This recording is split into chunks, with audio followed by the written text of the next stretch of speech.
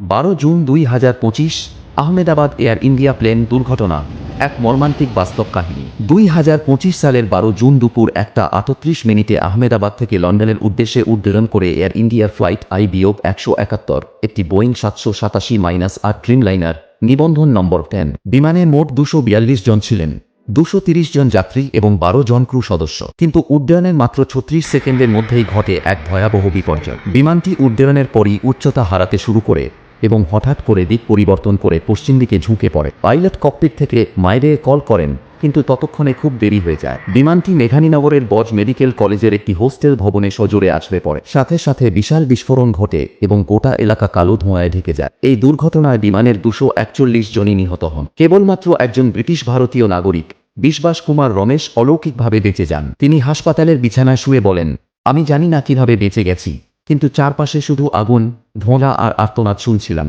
ভূপৃষ্ঠেও কমপক্ষে 24 জন প্রাণ হারান, যাদের মধ্যে বজ মেডিকেল কলেজের 5 জন শিক্ষার্থী ছিলেন। মৃতদের মধ্যে ছিলেন প্রাক্তন গুজরাট মুখ্যমন্ত্রী বিজয় রূপানীও, যিনি বিমানে ছিলেন। এখন পর্যন্ত 2টি ব্ল্যাক বক্স উদ্ধার করা হয়েছে, ফ্লাইট ডেটা রেকর্ডার ও ককপিট ভয়েস রেকর্ডার। ভারতের এয়ারক্রাফট অ্যাক্সিডেন্ট ইনভেস্টিগেশন ব্যুরো, আমেরিকার ফেয়ার ও বোয়িং সবাই মিলে একটি যৌথ তদন্ত চালাচ্ছে। এটি ভারতের ইতিহাসে সবচেয়ে ভয়াবহ বিমান দুর্ঘটনাগুলোর একটি এবং বোয়িং 787 ড্রিমলাইনারের জন্য প্রথম বড় মাপের বিপর্যয়। গোটা জাতি শোকাহত এবং এই দুর্ঘটনা আমাদের মনে করিয়ে দেয়, প্রযুক্তি যত উন্নতই হোক, জীবন সবসময় অনিশ্চয়তার ওপরই দাঁড়িয়ে।